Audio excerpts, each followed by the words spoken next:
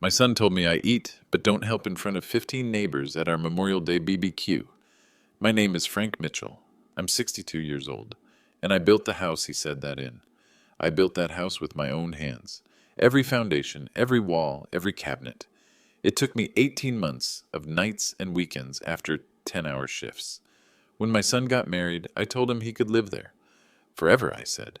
What I never told him was that I never transferred the deed. The house was mine. Always was. And when he called me a freeloader in front of everyone we knew, neighbors, friends, his kids, I made a decision. A quiet one. I sold it. For $3.2 million. He found out when the moving truck pulled up on a Saturday morning. If you're watching this, please subscribe and let me know where you're watching from. I want to hear your stories too. This is what happens when you mistake silence for weakness and generosity for obligation. Let me take you back to where it started. It wasn't always like this. There was a time when Derek looked at me with respect, maybe even pride. I remember when he was 7, watching me frame out what would become his bedroom. He handed me nails one by one, serious as a heart attack, like he was performing surgery. "Dad," he said, "when I grow up, I want to build things like you." I thought about that a lot in the years that followed, especially after things changed. My wife Sarah died in 2019. Cancer. It was brutal and it was fast. 6 months from diagnosis to goodbye. She left me $180,000 in life insurance.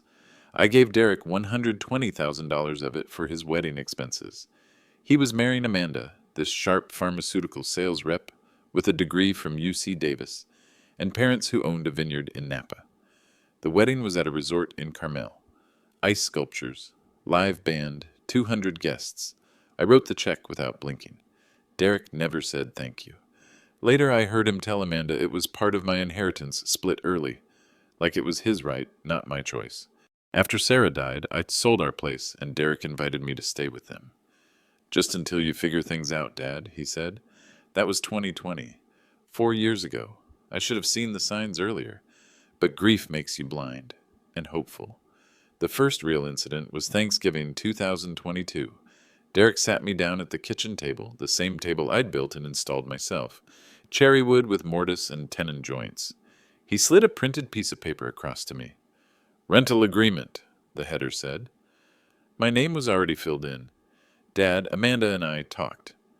We think you should contribute. $800 a month. That's fair, right?" I did the math in my head.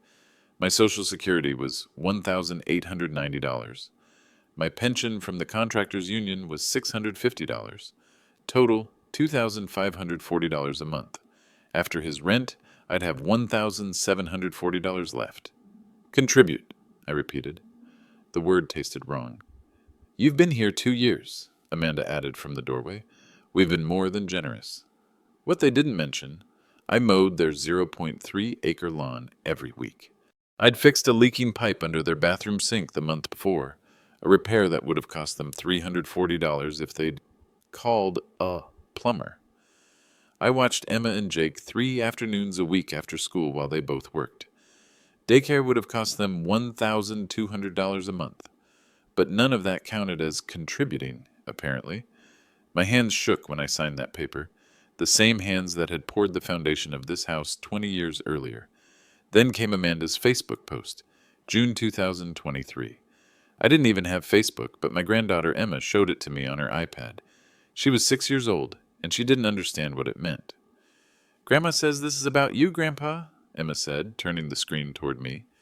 The post showed a photo of my work boots by the front door. Amanda had staged it. I always kept them in the garage. The caption read, "When house guests forget their guests." Boundaries, respect. 2,100 friends saw it, 47 comments, mostly laughing emojis. That same week, I paid the $4,200 property tax bill, second installment for the year. I'd been paying it since 2003 every 6 months, $6,350, like clockwork. Derek never asked about it, never wondered why the county never sent him a bill. Over 21 years, I'd paid $127,000 in property taxes on a house my son thought was his. Here's what Derek didn't know. When I built this house back in 2003, I was 41 years old. I'd been working construction for 19 years. I knew how to read permits, file deeds, navigate county records. I did everything right. The property deed was filed March 14th, 2003. Frank Mitchell, sole owner. When Derek got married in 2018, and I told him, "This is your home now, you can live here forever," I meant exactly that. Live here, not own it. I never corrected his assumption. Maybe that was my mistake. I kept all the paperwork in a storage unit, public storage, unit number 114, off Mission Boulevard. I rented it when I built the house and never gave it up. $120 a month for 20 years. Inside those boxes, original building permits, my contractor's license number, 863521. Receipts for every board and nail. I kept everything, including receipts from the renovations Derek took credit for. New granite countertops in 2019, $8,200. HVAC replacement in 2021, $11,800. Custom tile work in the master bathroom in 2023, $11,450. Total, $31,450. All on my credit card. All without a word. Derek told his friends and Amanda's family that he upgraded the house. He posted before and after photos on Instagram. Got 300 likes. Never mentioned who paid. I told myself it didn't matter. I told myself I was doing it for the grandkids. For Emma, who drew me pictures every day after school. For Jake, who was 4 and only fell asleep when I read to him. But it did matter. Every eye roll when I talked about the old days. Every time Derek corrected me when I called it the house I built. "Dad, it's our house now." Every passive-aggressive comment about my 2006 Silverado truck parked in the driveway. "Get a Tesla, Dad. Stop embarrassing us." I started feeling like a ghost in my own foundation, but I stayed quiet. I told myself, "You're the adult here. You're the father. Be patient. Set an example." Then Memorial Day happened. Before I tell you about that barbecue, you need to understand what kept me frozen. Why I didn't just leave. Why I let it go on so long. 3 things trapped me. 3 fears. First, my grandchildren. Emma was 6. Every day when she got off the school bus, she'd run straight to me, show me her drawings, tell me about her day in that breathless way kids do, where everything's the most important thing that ever happened. "Grandpa, we learned about butterflies, and guess what? They taste with their feet." Jake was 4. He had this thing where he couldn't fall asleep unless I read to him. Same book every night. "Good night, Moon." And I'd read it 50 times, and he'd still correct me if I tried to skip a page. If I left, I knew what Derek would do. He'd weaponize access. "You can visit when we say, Dad." When it's convenient for us. I'd seen him do it with Amanda's mother after an argument. 3 months before he let her see the kids again. I couldn't risk it. Emma and Jake were the only family I had left after Sarah died. One night, Emma climbed into my lap. "Grandpa," she said, "you're going to live here forever, right?" I lied to her. "Of course, sweetheart." The second fear was financial, or so I thought. I was paying Derek $800 a month in rent. That's $9,600 a year. On top of that, I was paying the property taxes, $12,700 a year. Derek never knew about that part, so I was bleeding $22,300 annually just to live in a house I owned. I had savings, $340,000, built up over 35 years of 60-hour work weeks, living below my means, driving the same truck for 18 years, but rent in the Bay Area was insane. A 1-bedroom apartment would run me $2,400 to $3,200 a month. That's $28,800 to $38,400 a year, more than my entire income. I ran the numbers over and over. If I left, I'd burn through my savings in 10 years, maybe less. I was 62. What happened when I hit 72 and the money ran out? That's what I told myself anyway. Later, I'd realize I was thinking like a victim, not like a man who owned a $3.2 million asset. The third fear was the worst, becoming the bad guy. Amanda's family already looked at me like I was a burden Derek had been saddled with. At family dinners, her father would talk about self-made success and shoot looks my way. Her mother once asked me, in front of everyone, So, Frank, when are you planning to get your own place? Derek had shaped the narrative. We took Dad in after Mom died. It was supposed to be temporary, but you know how it is. If I fought back, if I caused trouble, I'd be the ungrateful old man attacking his own son. The community would side with Derek Young, successful, generous enough to house his aging father. I'd be isolated, alone. I remembered Sarah's last words to me in the hospital, morphine soft but fierce. Don't let pride separate you from the boys. She meant Derek and the grandkids, so I swallowed it. The eye rolls, the rent, the Facebook posts, the feeling of being invisible in walls I'd built with my own hands. I kept every receipt, though, every permit, every piece of paper. I'm not sure why. Habit, maybe. 35 years in construction teaches you to document everything. You never know when you'll need proof. I just didn't know yet what I'd need proof of. Then Memorial Day arrived, and everything changed. Memorial Day, May 27th, 2023.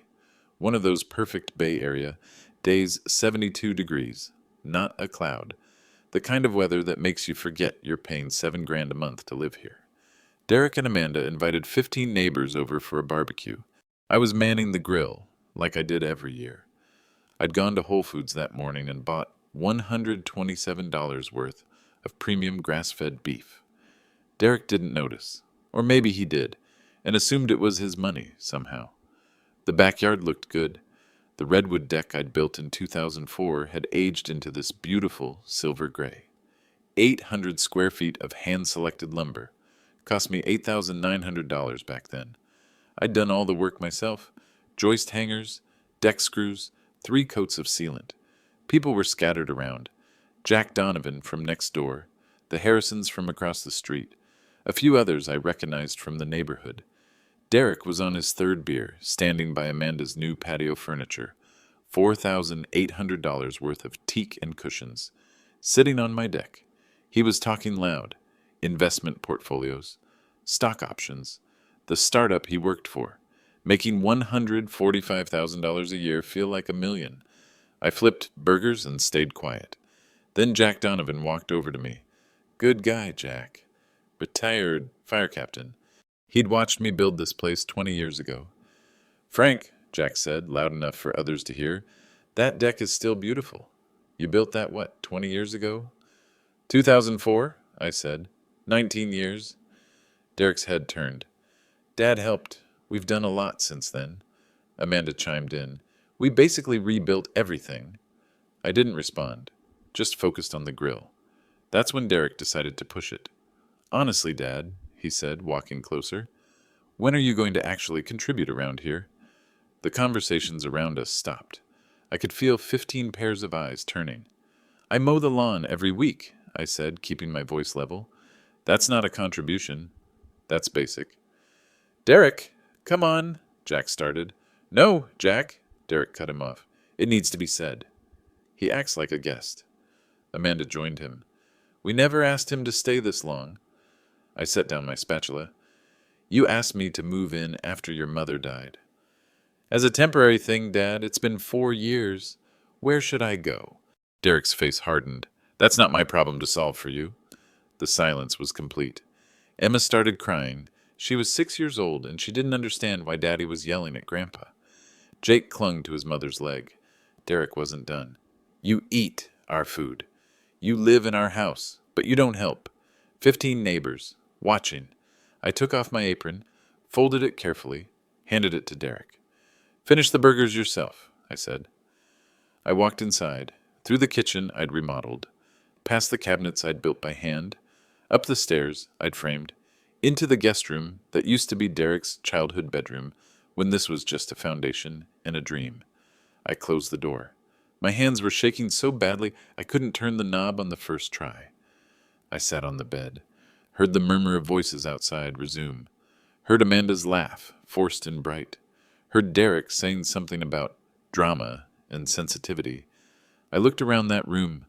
Blue walls I'd painted when Derek was 12, ceiling fan I'd installed, closet door I'd hung when the original one warped. I'd built this house as a gift for my son, a foundation for his life. So he'd never struggle the way I had, but somewhere along the way, the gift became a prison. and the son I'd raised became a warden. I sat there for 3 hours, heard the party wind down, heard cars leave, heard Derek and Amanda putting the kids to bed, heard them go to their room, the master bedroom, with the tile work I'd done, with the walk-in closet I'd framed. Sarah's face floated up in my mind. Don't let pride separate you from the boys. But this wasn't pride anymore. This was survival. That night, I made a decision. A quiet one. I didn't sleep. I sat in that guest room until 2 a.m., staring at the ceiling. The same ceiling I'd drywalled myself, sanded smooth, painted twice. Around midnight, I opened the closet and pulled out a cardboard box from the back. Old photo albums Sarah had kept. I flipped through slowly. There we were. Me and Sarah at the groundbreaking August 2002. Both of us holding shovels. Derek between us. He was 12, grinning at the camera. I remembered that day. 103 degrees. I'd worked a double shift at a commercial site downtown, then driven straight here to break ground. Sarah brought lemonade in a cooler. Derek helped me measure out the foundation lines with string and stakes.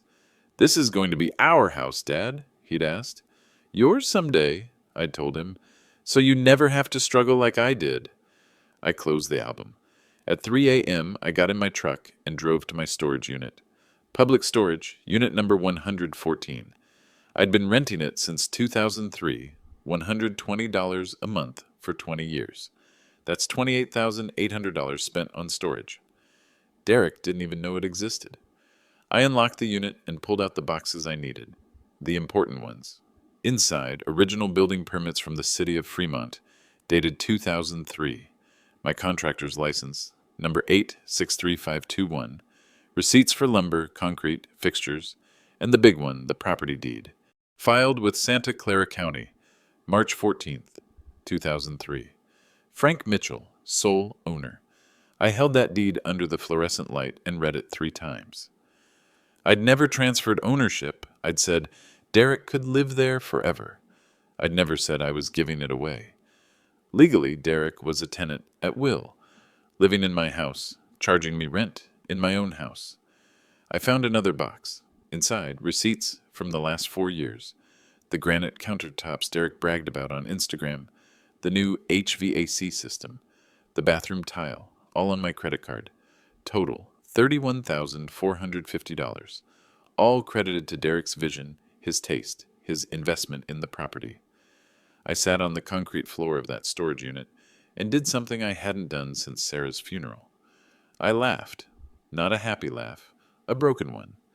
Then I pulled out my phone and called Tom Sullivan. Tom was a realtor.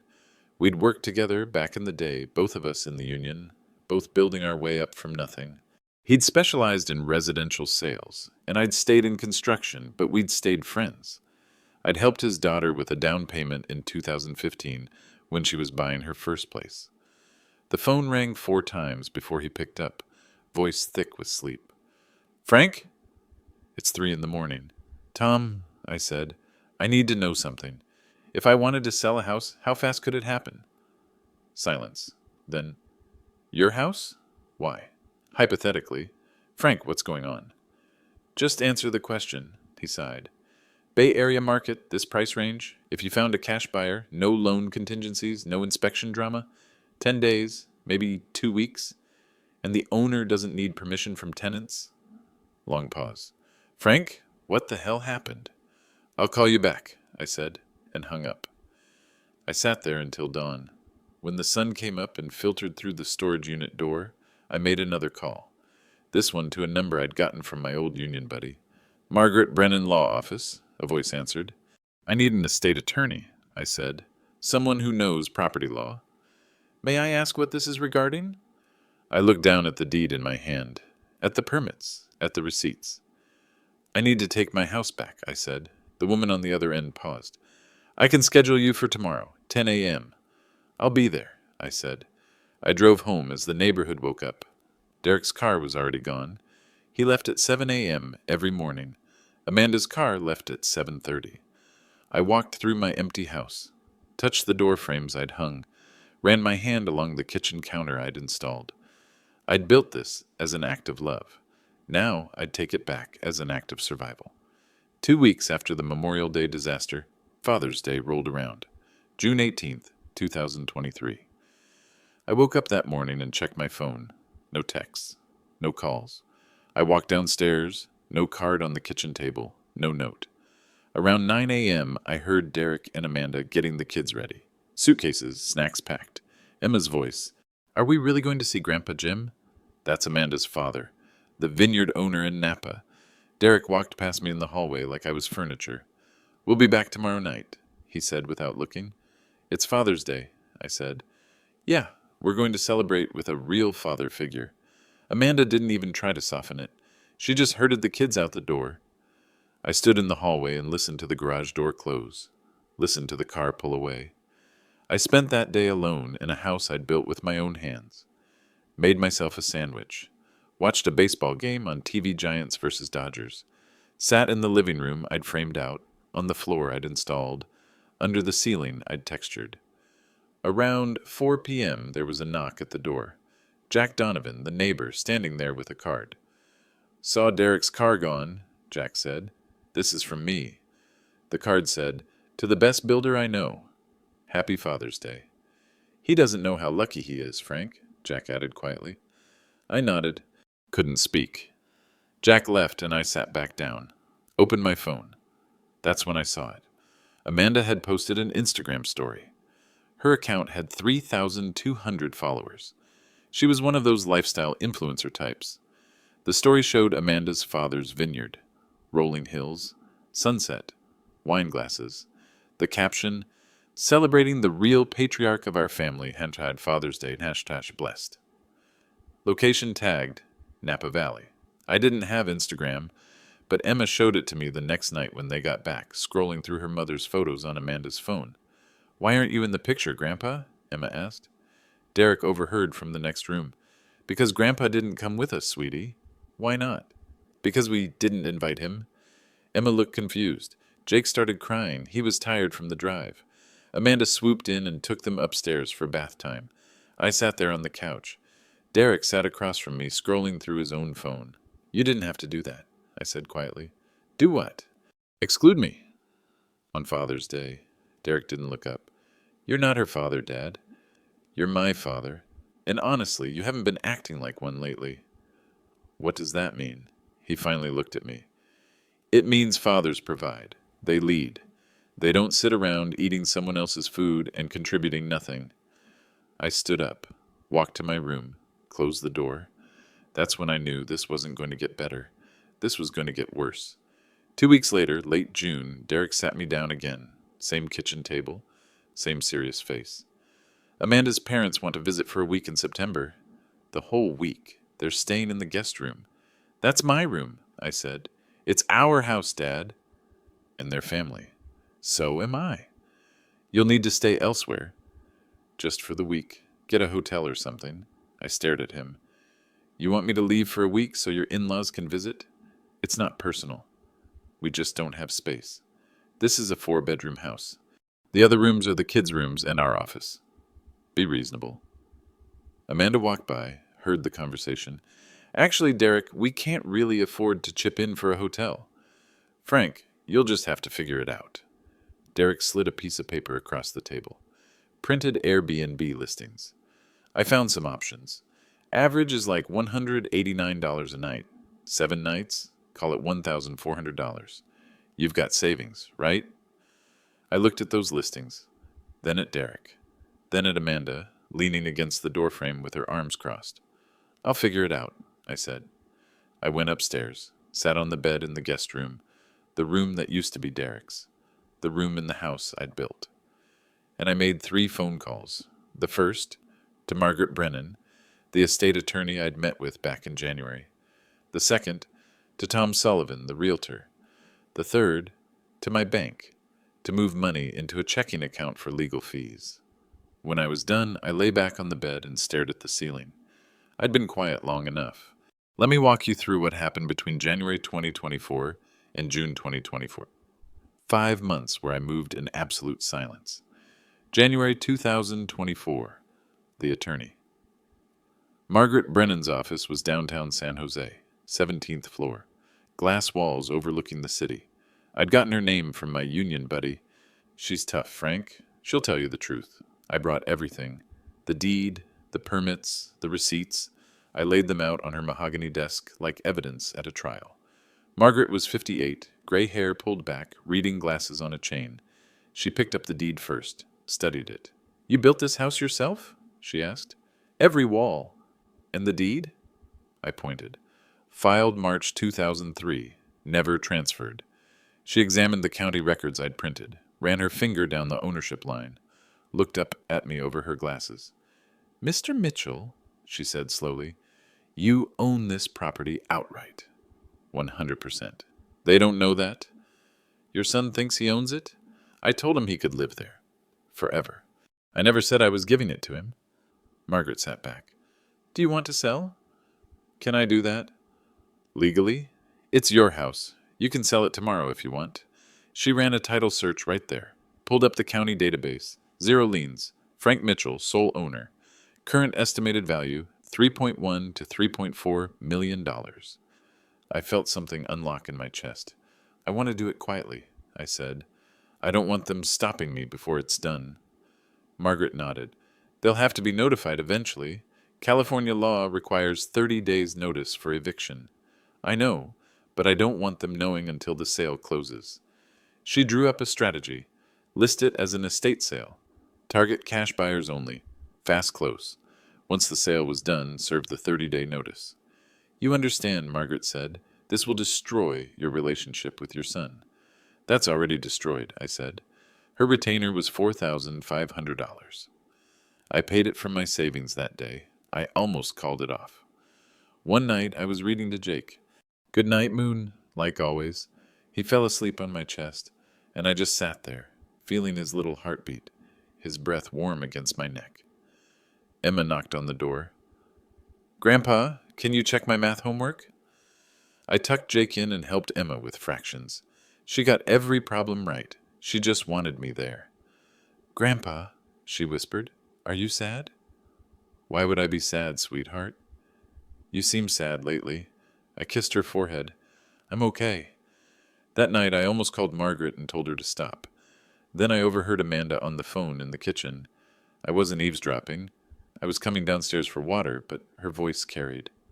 Honestly, Jen, I can't wait until Frank finally gets his own place. He's killing our vibe. Derek won't say it, but I will. It's like having a roommate who never leaves. I stood on the stairs in the dark, listened. I know, family obligation, but it's been 4 years. How long are we supposed to carry him? I went back upstairs without the water. The next morning I called Margaret. Let's do it. Tom Sullivan met me at the storage unit. I showed him everything, the permits, the deed, the receipts. Frank, he said, this is a $3.2 million house. You're sure about this? I built it for my son. He doesn't want me in it, so neither of us gets it. Tom's face hardened. He'd known me 35 years, knew I didn't make decisions like this lightly. All right, he said, let's burn it down.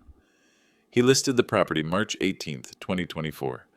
Exclusive estate sale, cash offers only, fast close preferred. The strategy, schedule all showings weekdays, 10 a.m. to 2 p.m. Derek was at work until 6. Amanda was at work until 5. Kids were at school. The house was empty. Tom coordinated with Jack Donovan next door. If Derek asks why people are coming by, say you don't know. Say maybe it's assessors or inspectors. First showing, 6 parties walked through, a Tesla executive, a couple from Seattle relocating for Google, an investor from San Francisco. They walked through my kitchen, my deck, my tile work. Second showing 4 days later, 4 more parties. The offers started coming in. March 29th, 2024. Tom called me. Frank, we've got one. $3.2 million, all cash. They want to close in 60 days, June 15th. Take it, I said. Frank, take it. Escrow proceeded like clockwork. Inspections scheduled during work hours. Appraisals when the house was empty. Tom handled everything. There was one close call. Amanda came home sick one afternoon. She saw the appraiser's car in the driveway. Who's that? She asked him. The appraiser, coached by Tom, didn't blink. City assessment, ma'am. Routine property value update. She went inside without following up. I lived in that house for 2 more months, saying nothing. I watched Derek and Amanda go about their lives. Watched them complain about traffic, about work, about their friends. Watched Amanda post Instagram stories about grateful for this beautiful home. I kept my face neutral. Kept my routine. Mowed the lawn, watched the kids, paid the rent, Derek demanded. At night, I walked through the house alone. I'd touch the door frames I'd hung, run my hand along the kitchen counter I'd installed, stand on the deck I'd built, and look at the yard I'd landscaped. This was my life's work. 20 years of it, contained in 2,400 square feet of walls and floors and roof. I wasn't just selling a house. I was selling a piece of my soul. But I couldn't live as a ghost in my own foundation anymore. June 14th, 2024. Friday. The sale closed. The wire transfer hit my account at 2:47 p.m. $3.2 million minus $180,000 in fees, commissions, and taxes. Net, $3.02 million. I sat in my truck in a grocery store parking lot and stared at the bank app on my phone. At that number, I'd spent $127,000 in property taxes over 21 years. I'd given Derek $120,000 for his wedding. I'd spent $31,450 on renovations he took credit for. I'd provided $57,600 worth of childcare and repairs over 4 years. Total, $336,050. And in one transaction, I'd taken back my dignity. I drove home, made dinner, acted normal. Derek came home, complained about his boss, ate the food I'd cooked. He had no idea that tomorrow morning everything would change. Saturday, June 15th, 2024. 9:47 a.m. I woke up at 5:30. Couldn't sleep anyway. I'd packed 2 suitcases the night before. Everything I owned fit into 2 suitcases and hidden them in Jack Donovan's garage. Jack knew what was coming. He'd offered to be there. I made coffee, sat on the deck I'd built, watched the sun come up over the neighborhood. It was 68 degrees, sky clear, birds singing, a beautiful day for the world to end. At 9:30, I heard Derek and Amanda stirring upstairs. Saturday morning, they slept in on weekends. The kids would sleep until 10. I sat in the living room, waited. At 9:47 a.m., I heard it, the rumble of a diesel engine. I looked out the window. A 26-foot moving truck pulled up to the curb, white cab. Bay Area Moving and Storage printed on the side. Behind it, a silver SUV. The Harrison family stepped out. Tech executive from Seattle, his wife, 3 kids, the new owners. I heard footsteps upstairs. Derek appeared at the top of the stairs in pajama pants and a t-shirt, hair messy. What's that noise? He walked to the window, saw the truck. His face went confused, then annoyed. He opened the front door and stepped onto the porch. I stayed inside, watching. "Excuse me," Derek called out. "Can I help you?" The lead mover, a big guy with a clipboard, walked up. "We're here for the Harrison move-in. This is 2247 Redwood Lane, right?" "Yeah, but there's a mistake. This is my house." The mover checked his clipboard. "Sale closed yesterday, sir, June 14th. We're here to unload." Derek's face went white. "What sale?" Amanda appeared behind him. "Derek, what's going on?"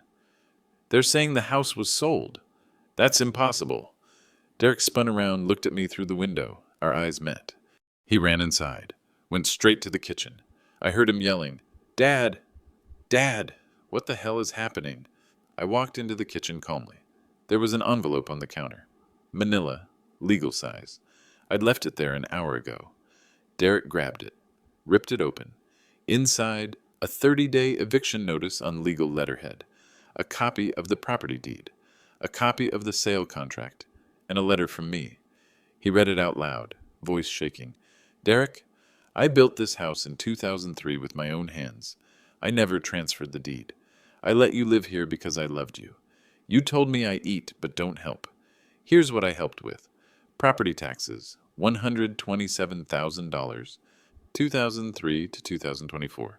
Your wedding, $120,000 from your mother's life insurance. Renovations you took credit for, $31,450. Yard work, repairs, babysitting, $57,600, estimated value over 4 years. Total, $336,050. The house sold for $3.2 million. You have 30 days. Dad. The silence lasted about 5 seconds. Then Derek exploded. You can't do this. I already did. This is illegal. It's entirely legal. Amanda grabbed the papers from Derek's hands. Read them. Her face went from pale to red. You're evicting us? Your own son? I'm evicting tenants from my property. There was a knock at the door. I opened it. Margaret Brennan stood there in a business suit, briefcase in hand. Mr. Mitchell, she said professionally, then turned to Derek. You must be Derek. I'm Margaret Brennan, your father's attorney. She handed him a business card. This is your formal 30-day notice to vacate. Everything is in the envelope. If you have questions, call my office. Derek looked at her, at me, at the card. We'll sue you. Margaret didn't blink. On what grounds? Your father owns the property. Your tenants at will. California law is very clear. You have no legal claim to this house. We've lived here for years.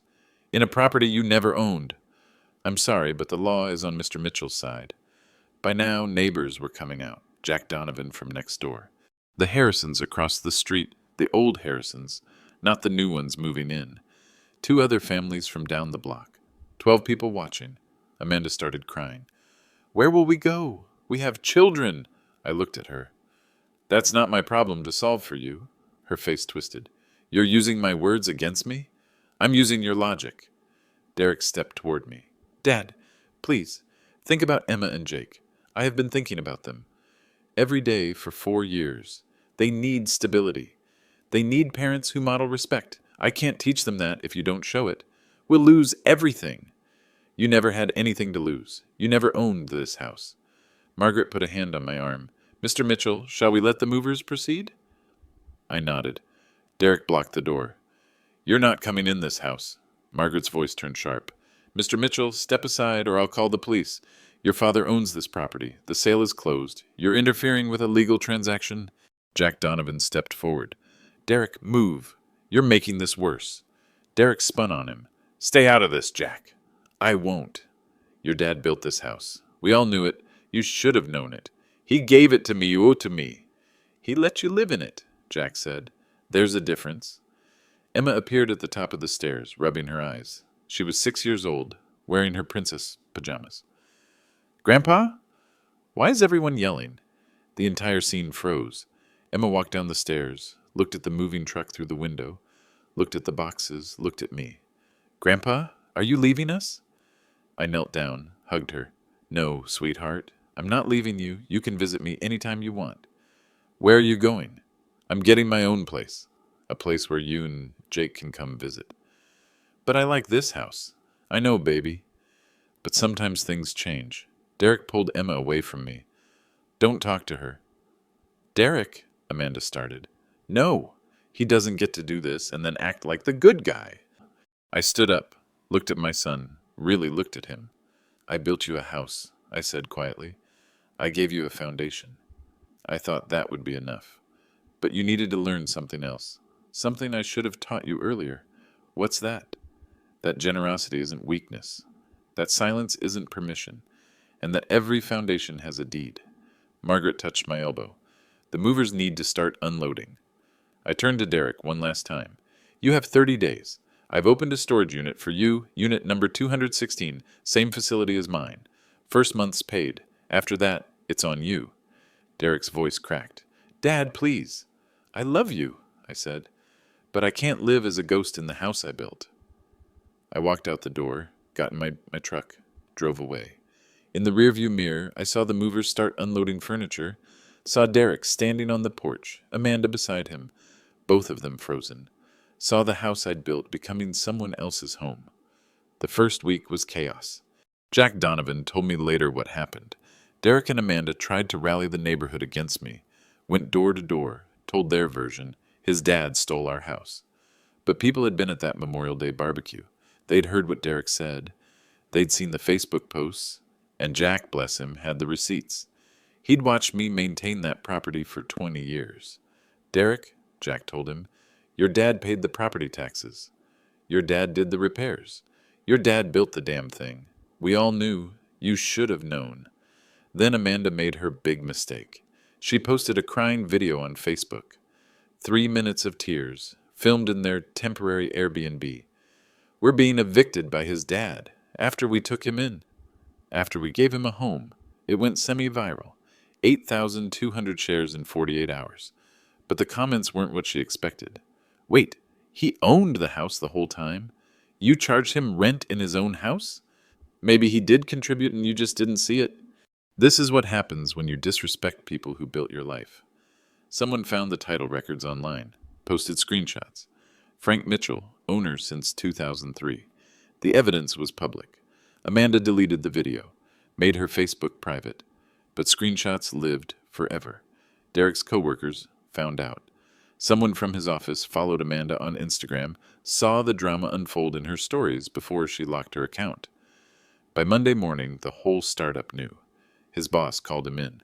Derek, I don't involve myself in personal matters, but this is affecting team morale. People are talking. Take the week. Get your situation handled. It wasn't a firing, but it was close. Derek and Amanda had $23,000 in savings.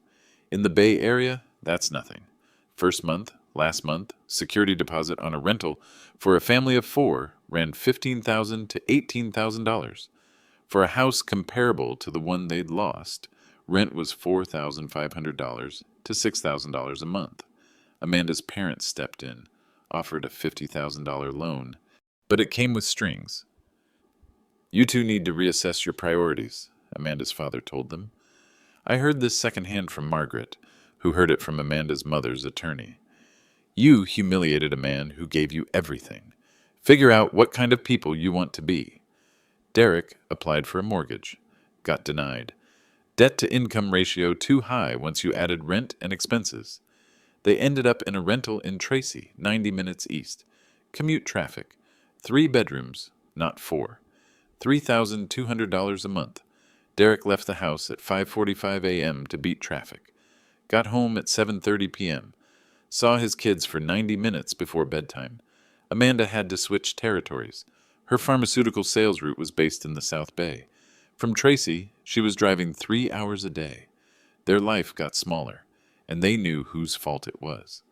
Emma asked Derek every single day, "When can we see Grandpa?" "He hurt our family," Derek would say, "but I miss him." "I know, honey." Jake regressed, stopped sleeping through the night, cried for me at bedtime. Amanda, exhausted from commuting and stress, tried everything. New nightlight, new bedtime routine. Nothing worked. One night, 2 weeks after the eviction, Emma drew a picture at school. The teacher called Derek in to show him. It was a crayon drawing of a man with gray hair and a tool belt. Text at the top in a 6-year-old's handwriting, "My grandpa is the strongest man." Derek sat in his car in the school parking lot and cried. That night, Amanda said something that shocked me when I heard it later. "Derek," she said, "they miss him. And honestly, this is hurting them more than it's hurting him. He deserves to be cut off." Maybe. But do they? Derek didn't answer. A week later, I got a text from Amanda. "Frank, the kids miss you. Can we arrange supervised visits?" I called Margaret first. She said it was my call. I texted back, "I'd like that. Let me know when." I bought a condo in Fremont. $580,000 paid cash. 1,100 square feet. 2 bedrooms. Ground floor with a small patio. Not fancy, but mine. I invested the remaining $2.44 million conservatively. Index funds, bonds, dividend stocks. It generated about $97,000 a year in passive income. Combined with Social Security and pension, I was pulling in $127,000 annually, more than I'd ever made working. I set up 2 529 college funds, $50,000 for Emma, $50,000 for Jake, irrevocable. Their mother and father couldn't touch it. I converted the garage in my new place into a workshop, bought new tools, table saw, router, belt sander, started building furniture, small stuff at first, side tables, cutting boards, then bigger projects, bookshelves, dining tables. I opened an Etsy shop, Mitchell Woodworks, sold my first piece in 3 days, a walnut coffee table, $800. The buyer left a 5-star review. You can tell this was made by someone who loves the craft. I worked when I wanted, slept when I was tired, ate when I was hungry. No one called me a freeloader. No one charged me rent. I had a workshop that smelled like sawdust and wood stain. I had a patio where I drank morning coffee and watched birds. I had peace. Margaret helped me draft a new will. Everything to Emma and Jake in trust. Accessible at 25. Derek got nothing. Not out of spite, I told Margaret, but because he needs to learn what I should have taught him. You build your own foundation.